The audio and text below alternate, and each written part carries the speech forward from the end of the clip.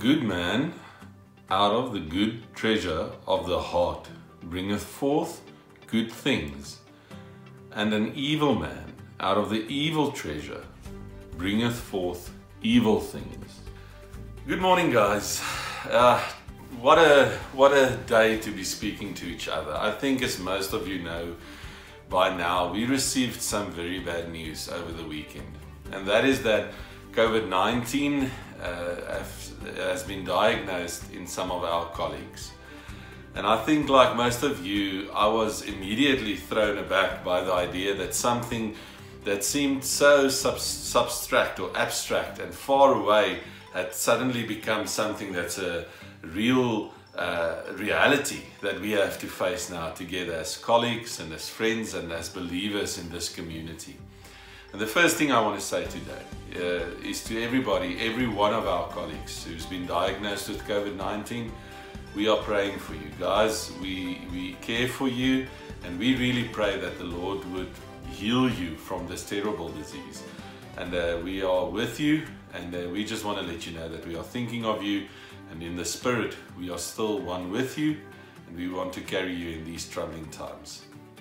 When I received the news, it made me think about some of these questions, like what COVID-19 actually is. When we all were tested and screened by the shop, I think we didn't really understand these things, and we probably asked ourselves some questions. How does this work? What is the effects of this illness? We know the symptoms, coughing and fever and a sore throat, but do we really understand what COVID-19 is? And I took some time to go and research it. And one of the first interesting subjects that I found was that we have to understand the difference between a virus and a bacteria. I'm reading to you just a quote that I found on the internet. It says, while both can cause disease, viruses are not living organisms, whereas bacteria are. Viruses are only active within host cells, which they need to reproduce, while bacteria are single-cell organisms that produce their own energy and can reproduce on their own. Now, as somebody that's not a scientist in any way or form, when I read this sentence, I sort of figured it out for myself that a virus is actually a very destructive thing. It's something that comes inside your body. It doesn't have a sense of existence. It's not something that's a living organism from its own energy source. It's something that, almost like a parasite, needs to be one with the host cell, and it actually drains all the host cell's energy and power and existence in order for itself to survive. And when I thought of this passage that we just read from Matthew, the words that Jesus spoke came to my mind, because Jesus said, when he looks to a good man, that the treasures in that man's heart will bring forth good fruits.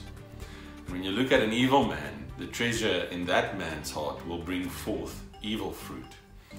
And I know that it's a far leap theologically, but for me it's an easy way to think about COVID-19. When it gets inside our bodies, it drains a little bit of our essence. It's got no existence, right? It's not something of itself. It's something that only exists because our bodies gives it the energy to survive. And guys, in these troubling times, I think it's exactly the same with negative ideas and negative attitudes. Bad fruits like gossiping and false facts. These things can only survive, and these things can only exist if it feeds off the essence, and if it feeds off the existing power of believers and people.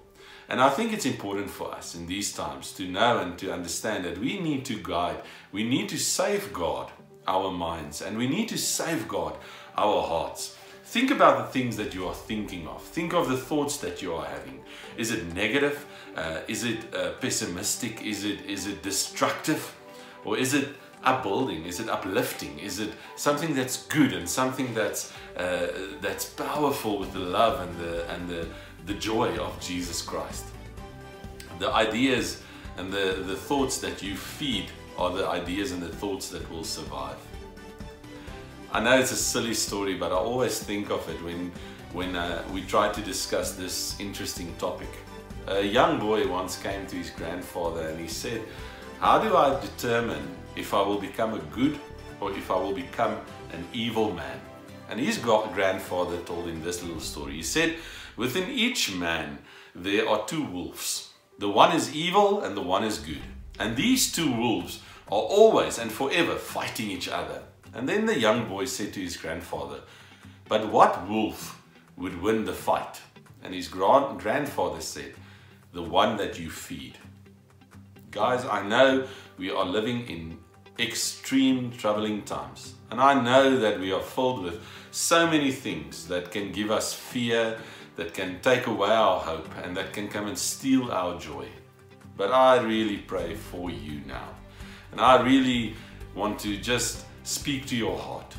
And I want to enforce this idea with you, that you should keep on feeding the good, that you should keep on working on the optimistic and working on the hopeful stories in your own life. Don't feed negative attitudes. Don't feed false facts. Don't lose hope, because like a virus, they cannot survive if they do not feed off your energy.